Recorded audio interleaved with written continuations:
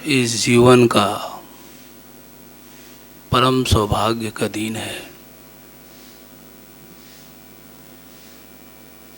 ब्रह्माश्रम सत्संग मथुरा संपादक परम संत परम गुरु डॉक्टर चतुर्भुज सहाय जी के अवतरण पर्व पर हम सभी भाई बहन उन्हीं की बताए हुए साधना परम पूज्य के सानिध्य में करने के लिए उपस्थित हुए हैं। ऐसा समय जीवन में परमात्मा की कृपा से ही प्राप्त हो पाता है।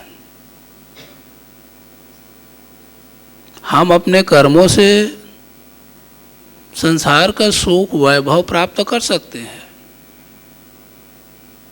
बहुत बड़े बड़े उपाधि भी प्राप्त कर सकते हैं,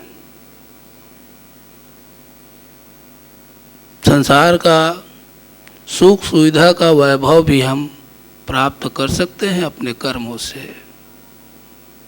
लेकिन जीवन में शांति प्राप्त कर लेना, ईश्वर का दर्शन प्राप्त कर लेना, ये किसी संत के कृपा से ही जीवन में संभव हो पाता है। जब किसी संत का सानिध्य जीवन में प्राप्त होता है तब शांति प्राप्त होती है। महापुरुषों ने कहा भी है, संत न होते जगत में तो जल जाता संसार।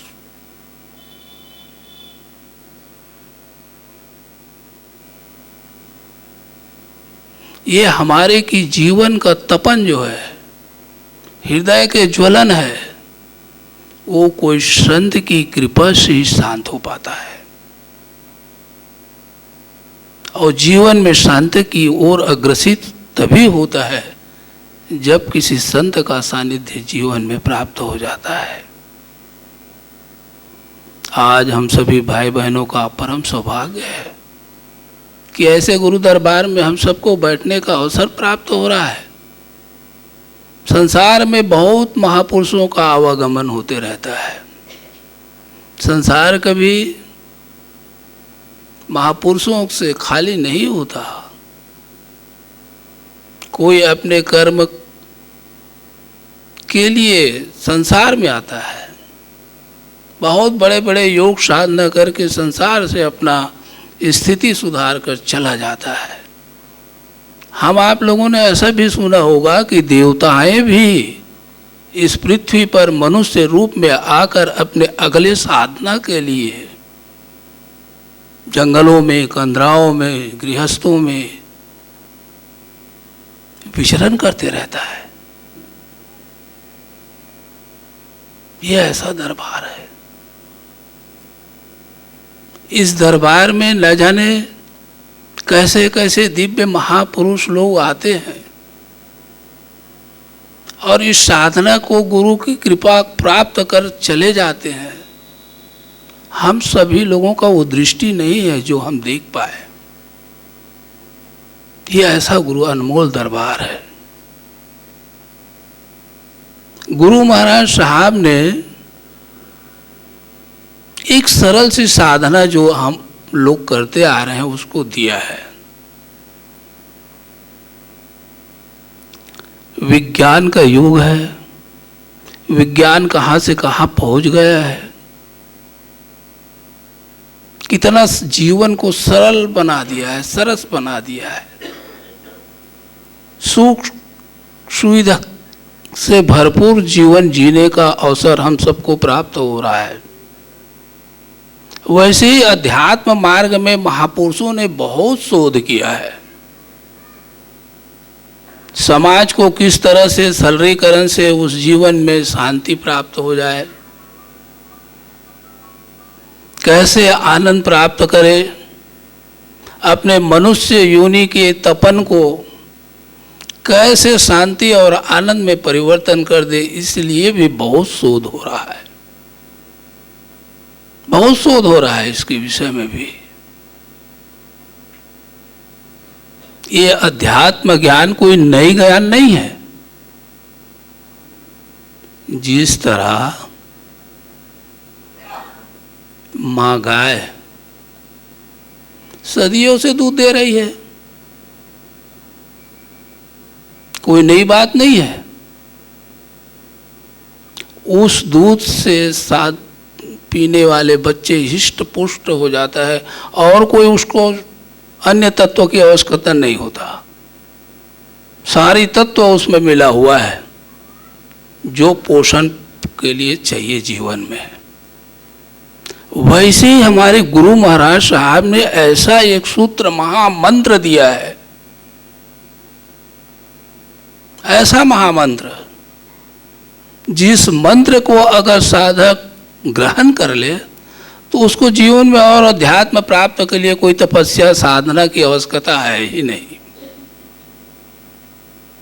उसके जीवन में वो सरसता से प्राप्त हो जाता है। जो बड़े बड़े अच्छे अच्छे योगी तपस्या करके नहीं प्राप्त कर सकते, साधक गृहस्थी में रह के, बाल बच्चों के बीच में रह करके, व्यापार नौकरी चाकरी करके उस अवस्था को प्राप्त कर सकता है। जीवन व्यर्थ नहीं जाता जो इस दरबार में आ जाता है, उसका जीवन संवर जाता है। इस दरबार में संसार और परमार्थ से सब कुछ मिलता है। ऐसा दरबार कहीं सुनने के नहीं मिलेगा आपको कि प्राइमरी क्लास से लेकर पीएचडी करने वाले बच्चे एक साथ बैठकर पढ़ाई करता हो।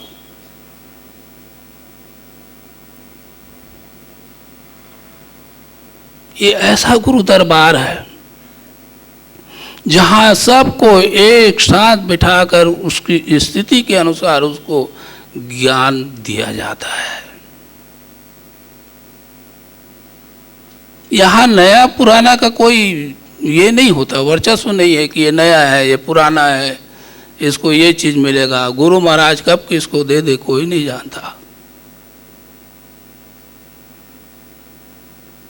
ये ऐसा गुरु दरबार है जहां अनायासी शांति प्राप्त करता है साधक बैठने मात्र से। यहां कुछ योग तपस्या मंत्र जाप ऐसा कुछ दिया नहीं जाता, वो तो सब कर्म है। उस कर्म से आपको संसार का भोग मिल रहा है, लेकिन काम क्रोध लोभ मोह अहंकार से ऊपर उठने के लिए गुरु की साधना है, जो शील संतोष क्षमा दया और दीनता के भाव जीवन में ला देता है।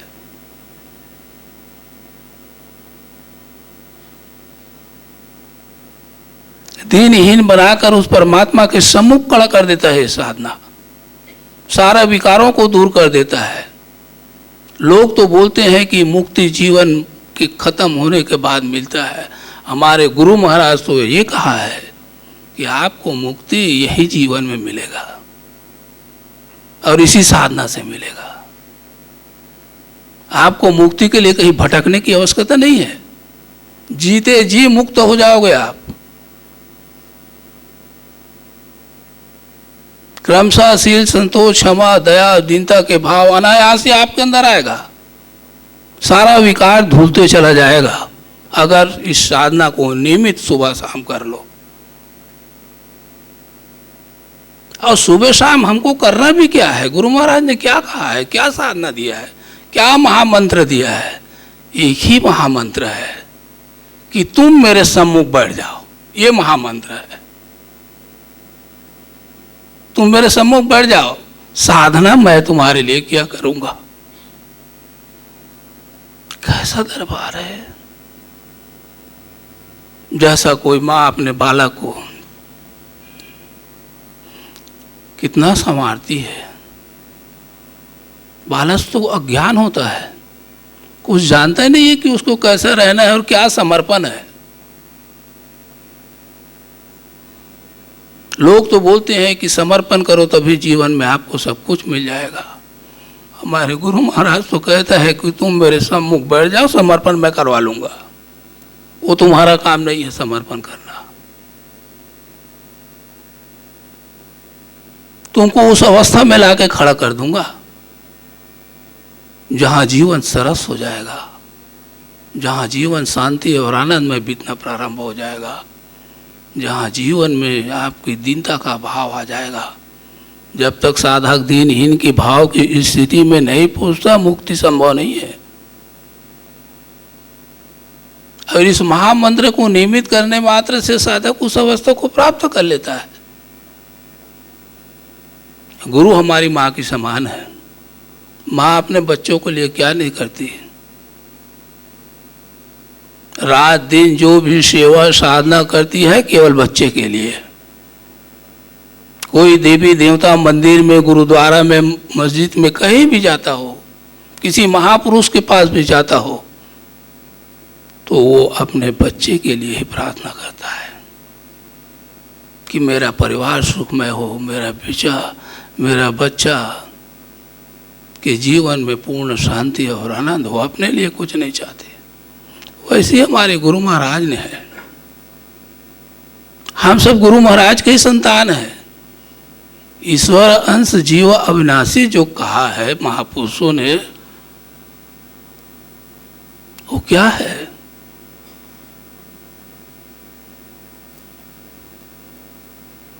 गुरु के सम्मुख केवल बैठ जाना है।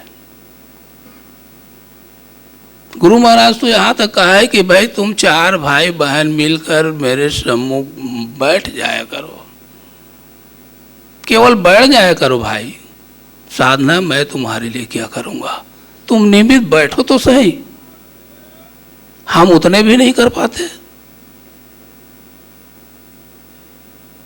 हम बैठ भी नहीं पाते। गुरु महाराज ने कितना सरल साधना हमको जीवन में दिया है। साधना, सत्संग और स्वाध्याय, 3 चीज लिखा है गुरु महाराज ने। आप नियमित सुबह शाम साधना कीजिए। तुम मेरे सम्मुख बैठ जाओ, बस साधना मैं करूंगा। दूसरा, जहाँ साप्ताहिक सत्संग होता है वहाँ सप्ताह में 1 बार अवश्य सत्संग में जाया करो। ऐसे सत्संग करने से आपको अनायास ही विकास आपके अंतःकरण में होगा। वहाँ प्रयास करने की आवश्यकता नहीं होता। मन की चंचलता को दूर करने की आपको आवश्यकता ही नहीं है। मन अनायास ही शांत हो जाता है। ऐसे ही भंडारा जहाँ कहीं भी होता है वहाँ जाके बैठने मात्र से मन शांत हो जाता है। हमको कोई प्रयास करने की यहाँ आवश्यकता नहीं है। अनायास ही विचार शांत हो जाता है। साहित्य के नियमित अध्ययन करो। साहित्य गुरु का सूक्ष्म स्वरूप है।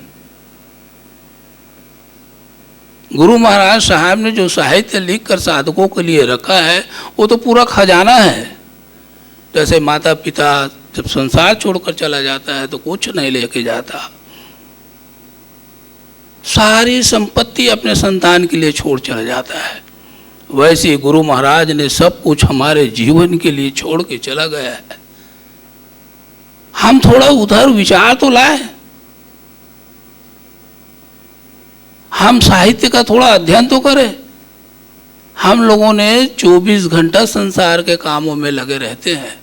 गुरु महाराज साहब ने कहा है कि भाई 24 घंटा संसार के कामों में लगे हो। संसार इस जीवन का सब कुछ नहीं है। संसार की सेवा करना आपका परम धर्म है, परिवार की सेवा करना परम धर्म है, लेकिन आपने आत्म कल्याण के लिए कुछ करना भी जीवन का परम लक्ष्य होना चाहिए। आत्म के लिए कुछ न कुछ साधना करना चाहिए। अपने आत्म कल्याण के लिए 24 घंटा में 1 घंटा सुबह, आधा घंटा सुबह और आधा घंटा शाम मुझको दो। ये तुम्हारे संसार से हटकर परमार्थ के लिए होगा, तुम्हारा आत्म कल्याण के लिए होगा। तुम बैठो तो सही। गुरु महाराज साहब ने आज की व्यवस्था को देखकर ये साधना दिया है। जैसा विज्ञान के चमत्कार से संसार में जीवन व्यापन करने के लिए इतना सरलीकरण कर दिया है, हमारे गुरु महाराज साहब ने भी फिल्टर से फिल्टर कर दिया है। एकदम इतना सरल बना दिया है जीवन को कि आदमी कभी कल्पना भी नहीं कर सकता।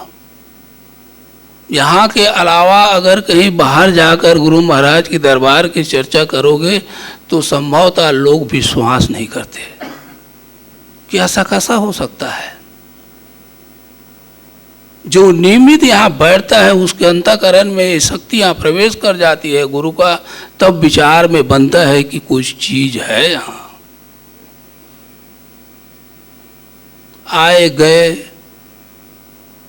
इससे कुछ नहीं होना है। हम आप लोगों ने सुना है, परम भागवत पंडित जी महाराज ने लिखा है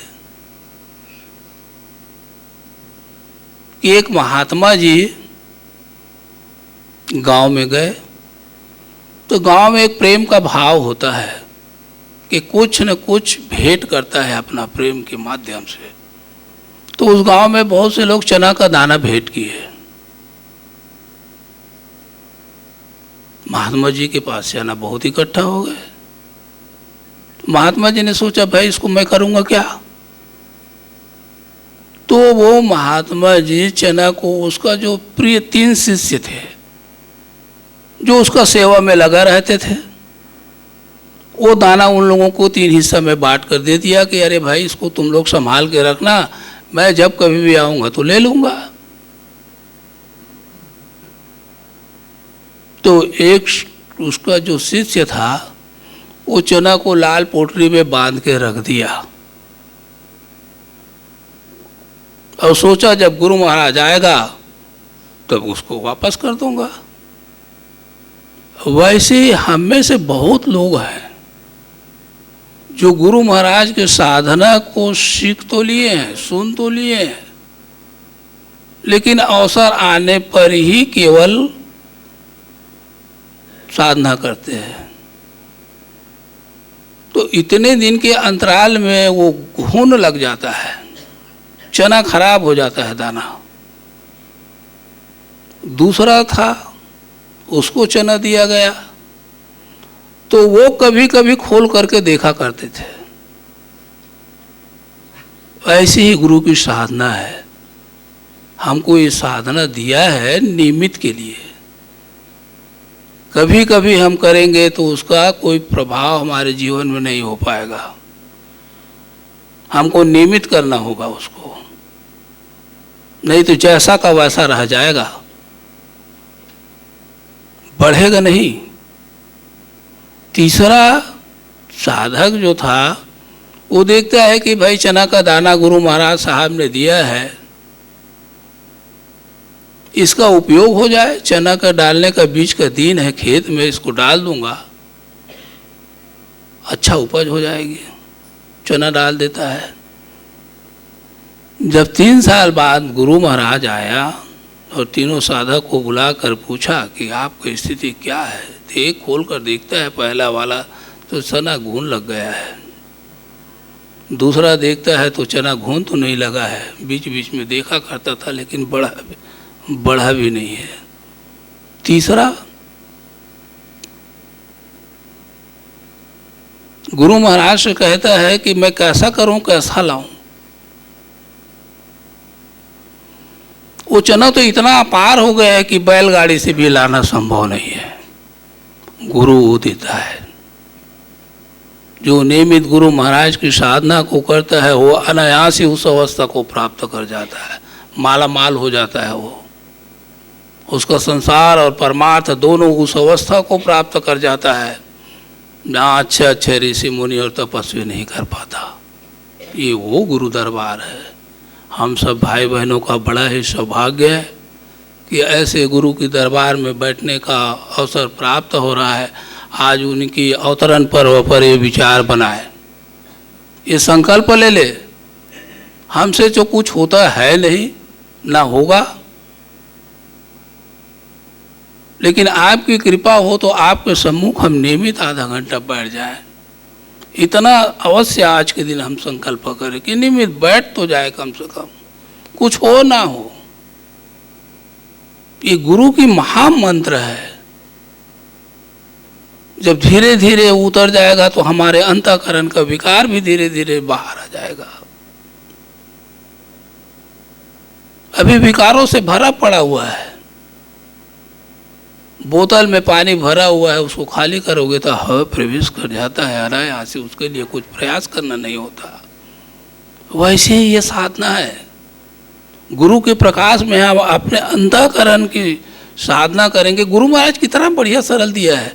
आप किसी रूप में परमात्मा को मानते हो, मानते रहिए, कोई दिक्कत नहीं है। जो आपके अंतःकरण में विचार में बना हुआ है उसको बने रहने दीजिए। लेकिन जिस समय उस शक्ति का साधना करना है तो अपने हृदय में प्रकाश का ध्यान कीजिए, कोई व्यक्तिगत का ध्यान ना कीजिए। परमात्मा स्वरूप प्रकाश है। आप अपने हृदय में प्रवेश कराइए प्रकाश को, वो आपके हृदय को उज्जवल करेगा। वो शक्ति से आप अग्रसित होगे, आगे बढ़ोगे। वही शक्ति आपको उस अवस्था तक पहुंचाएगा। तो इस समय हम परम पूज्य के सानिध्य में गुरु महाराज की बताए हुए साधना करेंगे।